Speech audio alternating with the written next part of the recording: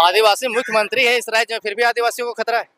जनप्रतिनिधि हैं आदिवासी के, कोई इस पे कुछ बोलता नहीं, क्यों ना डरे आदमी, किस पे विश्वास करे कि अरे भाई हम ऐसे बताएं, हम ऐसे खाते हैं, हम ऐसे पूजा ये करते हैं। और इसी वजह से जो बच्चे हैं वो धीरे धीरे अपने को एडवांस आधुनिकता के दौड़ में ये करने, पहनावा ओढ़ावा संस्कृति ये सब बाहरी लोगों का ये करते हैं। हमारी आदिवासी बहनों को नंगा घुमाया गया, उनके साथ रेप किया गया। उसके अलावा फिर इधर दुमका संथाल परगना भी ऐसे घटना आई। मध्य प्रदेश में एक आदिवासी के ऊपर पेशाब कर दिया गया।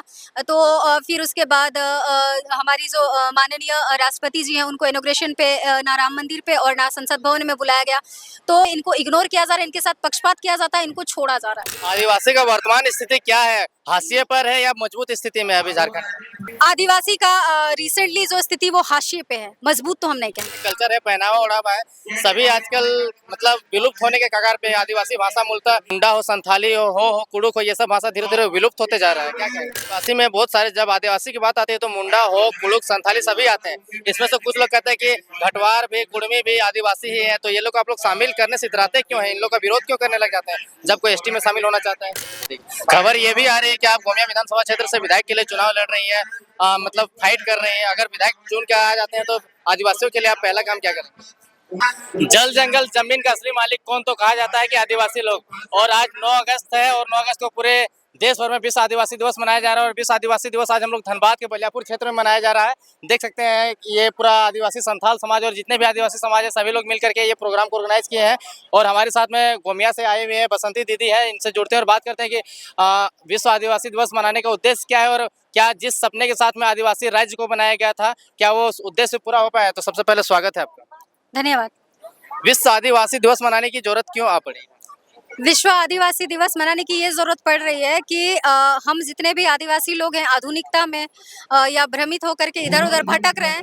और हमारे जितने वीर शहीद हैं जो अपना खून बहाए हैं, चाहे झारखंड को अलग करने में या फिर स्वतंत्रता को पाने में, संथाल विद्रोह, उलगुलान या जितने भी कोल विद्रोह जितना भी हुआ है ना, चेरो विद्रोह, तो उन सारे लोगों को हम ना भूले बल्कि उन लोगों को याद करके उनका जो जिस तरह से अलग करने में आंदोलन किए, उनके ताकत को हम पहचाने और खुद भी उनसे हम दिशा निर्देशन लें और अपना संस्कृति, अपनी लिपि, अपने भाषा, अपने सभ्यता को बरकरार रखें, अछूनन रखें और प्रोत्साहित करें। आदिवासी का वर्तमान स्थिति क्या है? हाशिए पर है या मजबूत स्थिति में है अभी झारखंड? आदिवासी का रिसेंटली जो स्थिति वो हाशिए पे है, मजबूत तो हम नहीं कहेंगे।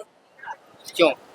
देखिए, सबसे पहली बात तो ऐसा है कि आप भी गांव घर से हैं, मैं भी गांव घर से हूं और हम सभी देख रहे हैं कि विगत झारखंड को अलग हुए कम से कम 24 साल होने चला। भांति-भांति के सरकारें आए, कई तरह के विधायक हुए, एमपी हुए, लेकिन योजनाएं भी बनी, लेकिन वो धरातल पे उतरी नहीं। आर्थिक सुधार जो है, आर्थिक स्थिति है वो अभी तक भी सुधरी नहीं है। तो फिर हम तो कहेंगे कि हाशिए पे ही है।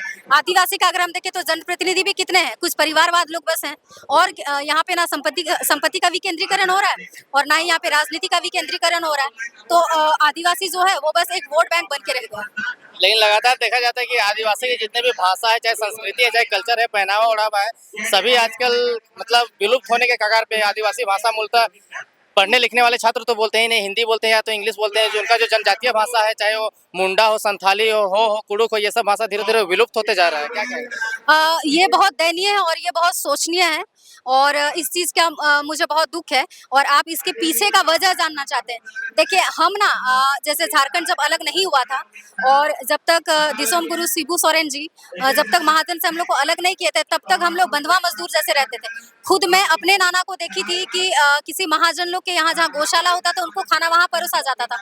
हम लोग खेती करते थे लेकिन बस हम लोग मड़वा या मक्का ही खा पाते थे।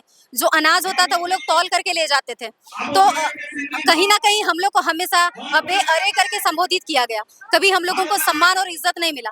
तो कहीं ना कहीं हमारे लोगों में ये दिमाग में बैठ गया है कि अरे मांझी जो होता है ना, उनकी भाषी संस्कृति, मतलब हम लोग में ऐसा कुछ नहीं है, इसलिए हमेशा दूसरा समाज या ऊपर का समाज हम लोगों को दबाया है।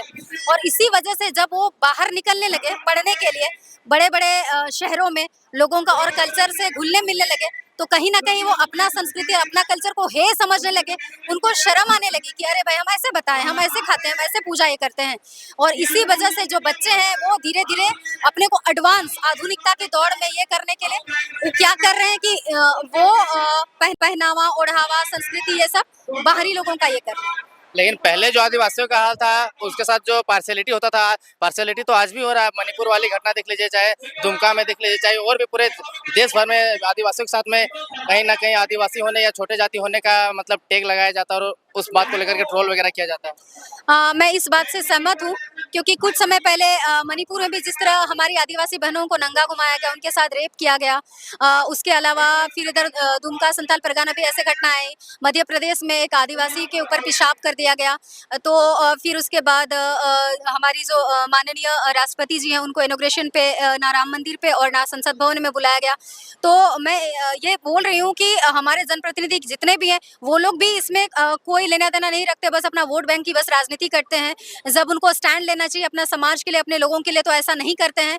और जिस तरह से लोग हमारे समाज के साथ कर रहे हैं तो हम तो यही बोलेंगे, इनको इग्नोर किया जा रहा है, इनके साथ पक्षपात किया जाता है, इनको छोड़ा जा रहा है। लेकिन आदिवासी में बहुत सारे, जब आदिवासी की बात आती है तो मुंडा हो, कुड़ुक, संथाली सभी आते हैं। इसमें से कुछ लोग कहते हैं कि घटवार भी, कुड़मी भी आदिवासी ही है, तो ये लोग आप लोग शामिल करने से इतराते क्यों हैं? इन लोग का विरोध क्यों करने लग जाते हैं जब कोई एसटी में शामिल होना चाहता है? देखिए, बात ऐसा होता है ना, एक आदत का बात होती है, एक आदत का, जो अगर क्योंकि सवाल अब यहाँ है ना कि एक रिजर्वेशन है हर आदमी का, और वो रिजर्वेशन कोई भी आप छोड़िए ना वो सब, देखिए एक प्रॉपर्टी का हम बात कर रहे हैं। आदमी अगर इतना जानता है कि हम लोग इतने भाई हैं, कहने का मतलब, तो उसके दिमाग में ये सेटअप है कि मेरा इतना है, और उसमें फिर कोई और बाहरी, जैसे उसमें वो नहीं था और अचानक से बोलता है कि नहीं हमको भी उसी में आना, तो कहीं ना कहीं डर रहता है, इनसिक्योरिटी रहता है, इसलिए कोई बांटना नहीं चाहता। बात बस इतनी सी। आदिवासी मुख्यमंत्री है इस राज्य में, फिर भी आदिवासियों को खतरा है।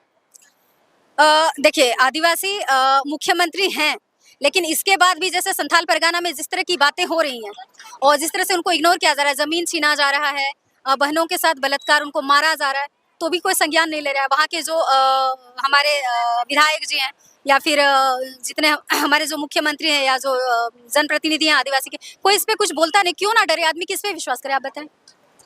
खबर ये भी आ रही है कि आप गोमिया विधानसभा क्षेत्र से विधायक के लिए चुनाव लड़ रही हैं, मतलब फाइट कर रहे हैं। अगर विधायक चुन के आ जाते हैं तो आदिवासियों के लिए आप पहला काम क्या करेंगे? आदिवासियों के लिए सबसे पहले काम तो यही करूंगी कि जागरूकता फैलाऊंगी लोगों को।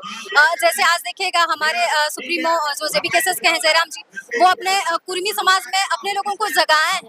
लोग नींद में थे, और लेकिन हमारे समाज के लोग अभी भी सोए हुए हैं, और मैं पहले तो उन लोगों को जागरूकता ये करूंगी, क्योंकि इतना फंड नहीं आता है कि एक एक आदमी को सब कुछ किया जाए, लेकिन उनको शिक्षा ही एकमात्र ऐसा उपाय है। नशापान से दूर करूंगी, शिक्षा, चिकित्सा, योजनाएं, बेरोजगार युवाओं के लिए हाथ में रोजगार दिया जाए, ऐसे नीतियां बनाया जाए कि लोग आर्थिक स्थिति से ऊपर उठे, यही काम करना चाहूंगी। तो ये थे हमारे साथ में बसंती हेम्ब्रम जी, डॉक्टर बसंती हेम्ब्रम जी, जो एमबीबीएस है, पढ़े लिखे हैं, शिक्षित है, बहुत सारे हॉस्पिटल भी कंडक्ट करते हैं और अपने आदिवासी समाज के बीच में आज ये आदिवासी दिवस आकर के मनाई। चीफ गेस्ट बतौर ये चीफ गेस्ट के रूप में आमंत्रित की गई थी। तो ये वीडियो कैसा लगा आप कमेंट सेक्शन में बताइए। वीडियो देखने के लिए धन्यवाद।